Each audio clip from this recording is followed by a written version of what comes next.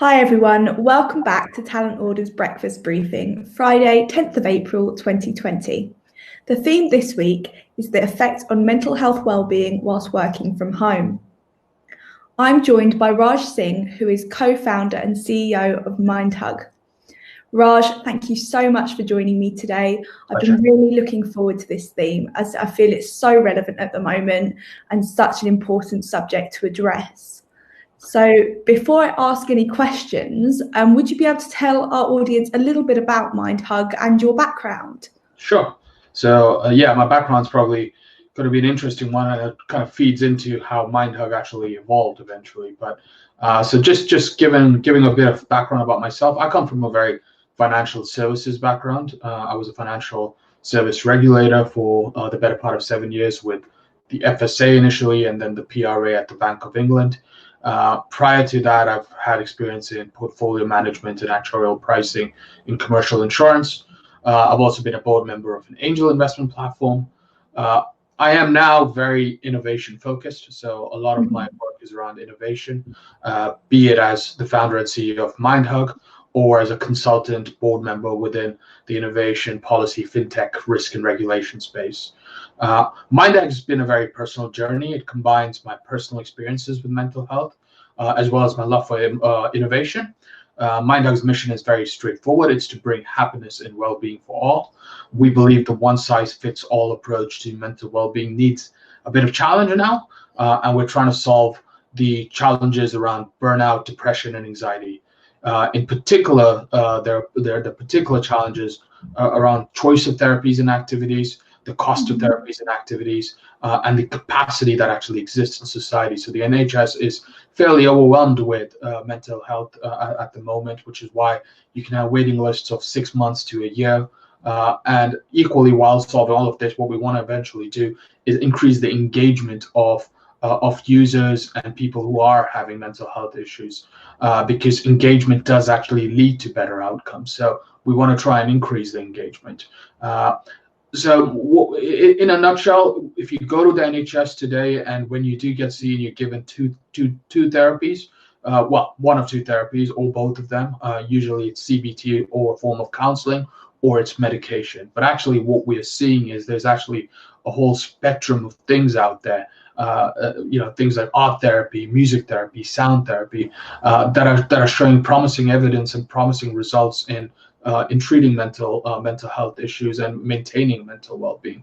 So what we're trying to do is we're trying to provide these choices to people who might have not heard of these choices, and equally we're connecting people within the community who are actually offering these therapies, so people can find out through our platform where these therapies are available and go and try them. In terms of the cost and capacity issue, because obviously the cost can be quite significant, and capacity issues mean not everyone can get access as and when they need it. So what we're trying to do is we're also trying to digitalize some of these therapies and activities, so people can, at the comfort of their own home or with a smartphone in front of them, try some of these therapies and activities. But the secret sauce really behind everything what we're trying to do is the data that we're collecting through a mood diary, which allows people to start figuring out for themselves what's triggering the anxiety, what's triggering the depression, and then finding things that actually work for them. So that's kind of MindHug in a nutshell. I know you've got a few questions, and happy to answer that. I might switch my hats, sometimes being the consultant, sometimes being the CEO of MindHug, when I do give those responses. Amazing. Well, thank you so much. I think it's so important that you guys are highlighting, one, the difficulty in the cost, because absolutely the NHS are slammed, and the weight and the different types of therapy. So I'm coming from someone who's had quite a few. CBT is not my thing, doesn't work for me. I know it's great for people who does, but definitely not my thing. Tried art therapy, that was interesting. And I know people who've waited over a year, and I just think, obviously, when you're in that situation, you need help then and there. Sometimes, well, all the time, a year is too long. So it's amazing that you guys are addressing that. So thank you for a little bit of info. So given that most employees are now working from home, How do you think this affects their mental health? So that's a good question. I mean, I think it will have a knock-on impact on people's mental well-being. We suddenly go from being a society where we have complete freedom to move, meet, have meetings, and now we're more isolated and homebound. That's not to scare people and say well-being cannot be managed or it's going to be an issue, but rather just highlighting some of the changes we're seeing and the fact that there is going to be some impact on mental well-being, which would require a focused amount of action and attention from us to address. And in fact, I was reading a couple of days back that some of the counseling services that exist on the internet are seeing a monthly increase of 25%, which is quite remarkable. And actually, some of that increase, in fact, not some, a significant amount of that increase is due to search terms and people wanting to understand how to better manage coronavirus anxiety and working from home. You're now spending a lot more time with family and people you live with, and that can work both ways. At one level, you're not used to spending that amount of time with those people, so that can have a knock-on impact. In fact, there was an interesting statistic which the Chinese media were putting out there, that they've seen a spike in divorce rates after the corona outbreak. Now, I don't know if there's much truth in that, but it's probably a tongue-in-cheek way of saying that being with family too long can work both ways. But like I said, as it works both ways, there is a flip side to this. There's less commuting distress, and I know a lot of people say they want to spend a lot more time with their family and kids, and now they have that opportunity to do that. So that would be quite quite a positive to come out of this. There's also a greater feeling of flexibility and autonomy, because you're kind of your own boss to some extent now, working from home. And so yes, there will be an impact, and I think some of the impact will be positive and some of the impact will be negative. We just need to be mindful of it so we can manage some of the negative impacts. Absolutely. And that kind of goes on to my next question, really. So what advice do you offer to those who may be suffering from negative effects to their mental health, such as depression and anxiety? So I look at this in two ways. So I'll look at it first in terms of just the general feeling of anxiety and depression associated with coronavirus and ways of managing that. And secondly, some of the issues that people might face because they're working from home. So that we'll split it in that. We wrote a blog actually a few weeks ago about how to manage mental well-being through this crisis. And the blog can be accessed on our website, which is www.mindhug.io, in case anyone's interested in reading it.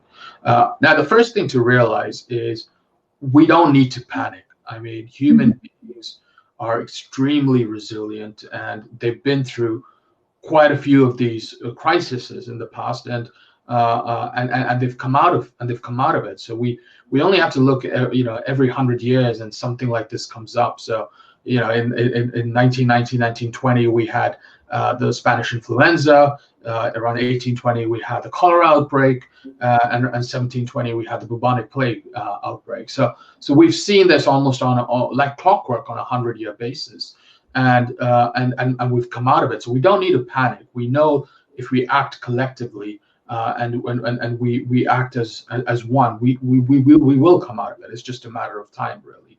Having said that, until we come out of it, there are going to be triggers. So the news is going to be a trigger, social media is going to be a trigger, and if these triggers are impacting you, the sensible thing to do is just avoid those triggers. Take a social media diet. Stop watching too much of the news.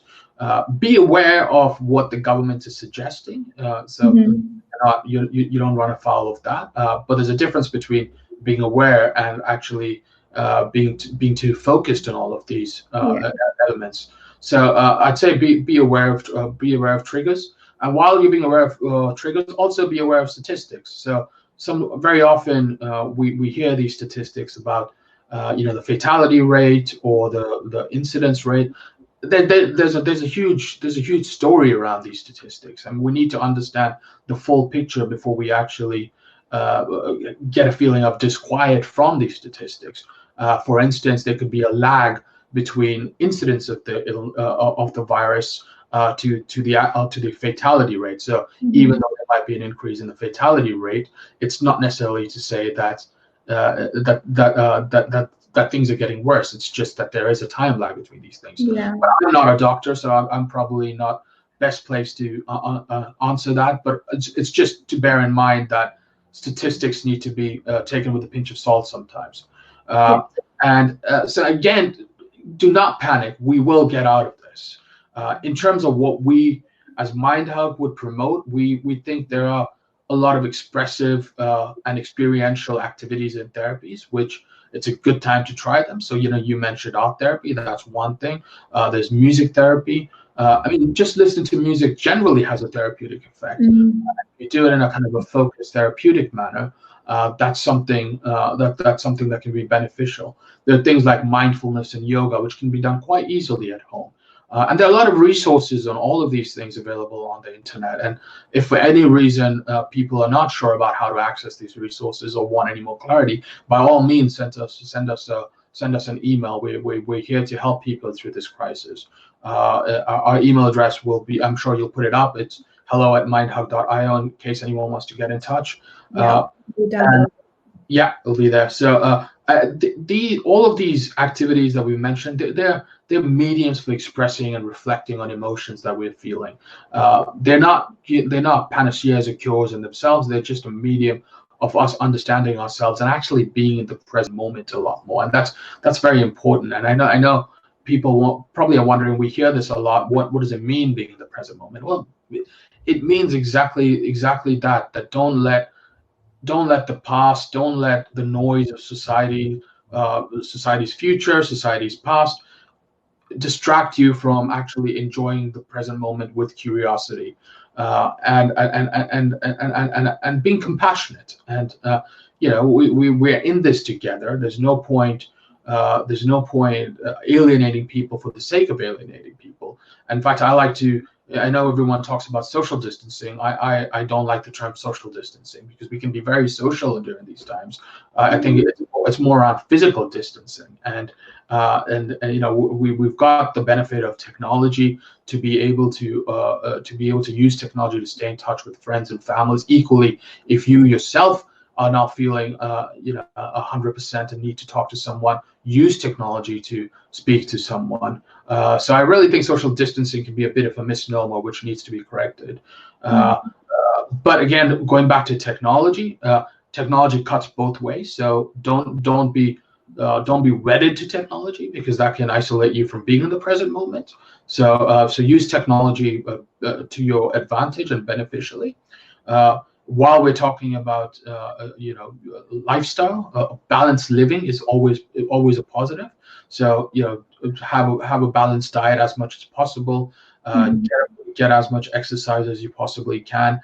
I know it's not always easy going out and exercising, so there are quite a few things that can be done at home, like we've already mentioned, yoga, Pilates. So by all means, do that. I know it's hard to ignore the suffering, and there is a lot of suffering, and it's really unfortunate, and there's no way around that. But we can also use this as an opportunity to almost reset. I know we're seeing the environment resetting to certain degrees. I mean, some countries are reporting record lows in pollution, so that's some of the positives to come out of it. But we can also have a personal reset. We can just focus on ourselves and do things that we wouldn't have normally done. Make goals, make small goals. Small goals can go a long way if you're feeling overwhelmed at times. It could just be doing some breathing today, or painting a picture, or starting to read a book. It could be these small goals. They go a long way. So you can make those goals. So that's kind of the general idea of things you can do. If you're suffering from kind of anxiety through this, there are obviously some specifics that you can do if you're working from home, which is around have a certain feeling of structure. Have a working space, shower and dress up when you wake up in the morning.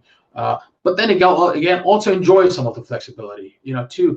We're in a position where we have the ability to be a little flexible, so we should enjoy that flexibility. That's not to say throw structure out of the window. We respond very well, and we as human beings do some of our best works in structure. So by all means, have that structure, but don't let it be a be all and end all. It's good to be moving about, changing your space while you're working every now and then. So in fact, I saw a LinkedIn post a few days ago where someone moved their home office from what was traditionally the home office to the living room, just so they could have a little bit of a change in space. When we're at work, we're always talking to people. We're having water cooler chats and coffee machine chats. We don't have the luxury of that now, so it's always good to have a little bit of variety, but within reason. We still do need that little bit of structure. It's about finding the right balance, and it's about experiencing and being accepting of the new normal. So that's kind of what I think I would offer as suggestions. Amazing. Yeah, I think they're all really, really good suggestions. I think one thing that's actually been quite good that's come out of this is the increase of kind of what I want to call social technology. So just because you're not physically with someone does not mean that you can't FaceTime or pick up the phone, have a group chat with your friends. I saw a story. I don't know who it was, but this woman had the police called to her house because the police were told that she was having a party, and obviously that's not allowed at the moment. So the police officer turned up, and she was actually dancing around her living room with her cat on technology, I think for like FaceTime or something, to 5 of her girlfriends, and they're all drinking some wine, having a good time. And that's completely allowed. You're still allowed to have fun. Just because you're stuck at home does not mean you can't, have some fun as well. So I think that's a really, really important thing. Make sure you allow yourself to speak to people and still be social. Absolutely. Okay, so my last question for you, Raj, is do you feel the typical working pattern will be changed forever after this? And if so, how? It's a good question. I think the working patterns is one thing, but I also think work generally and what people do for or want to do for work is going to change. I think many companies previously had, they were not the most open with flexible working, part-time, and job sharing opportunities. Some of them, you would ask them why they were not open to it, and they really wouldn't have an answer. But some of them would be quite honest and say, it's not always easy to trust that employees are working when they're working from home or working flexibly. And now they're realizing that employees can be trusted and they can be held accountable. I mean, everyone's doing a good job, everyone's continuing with work. So this is something that diversity and inclusion teams have been fighting for quite a while now, and I think the coronavirus has showcased that the proverbial pudding it kind of tastes right. I think there's a realization that flexible and part-time working is going to be an option going forward. I think another important thing that's come out of this, and it's interesting that I don't think anyone will think they have to toughen it up and suck it up and go to work if they're not feeling 100%, because you're not only going to be a danger to yourself, now you're going to be a danger to others as well. So I think people are now going to realize that sick leave is there to be taken if they're not well. I think people are going to demand more flexibility and an increased focus on mental well-being as well. Innovation and technology will now need to start to cater for this. We at MindHug are looking to cater for this as well. The government has alluded to a care package being made available to startups, and that's a positive step, because the startups will be able to continue along the innovation route. I know we've had some awful news about startups being hit very dramatically through this crisis, and I'm hoping some of these allusions that the government is making will actually be a positive for startups. People are rightfully worried about jobs in recession, and I think we're seeing certain elements of people being put on furloughs, there being other changes being made, cuts being made, and I just like to say this can temper some of the positive changes we will see in working patterns and work generally. But I'd again say the ultimate impact still has to be seen. I mean, it's absolutely horrible to lose jobs, and we as MindHug and me personally, we completely sympathize with people, and my heart goes out to all those people who have lost their jobs. But looking at the macro picture, there are positives to be taken out of this as well. There are sectors like supermarkets, logistics, and pharmacies that have done fairly well through this. The government support around SME support will dampen some of the pressures that we might see in the macro credit and systemic risks. Insurance companies are another example. I know there was some announcement made the other day where insurance companies were asked to retain their dividends and not pay out dividends until the full outcome of this is seen. And I think that's sensible. I think there might be claims associated with COVID-19 that come out, but equally the shutdown also reduces insurance companies' exposures to other areas. So, for instance, motor theft liability exposures come down. People are just driving less. People are at home. People are visiting shops and restaurants far less. In fact, New Delhi the other day announced that they had seen reduction in crime rates in some areas of up to 85% during COVID-19, and I think the average reduction was about 44% in crime rate, and some seeing 85%. So or was it 80%? I'm sorry, it might be 80%. But these things bode well for insurance companies, for instance. So I think the ultimate impact still has to be seen.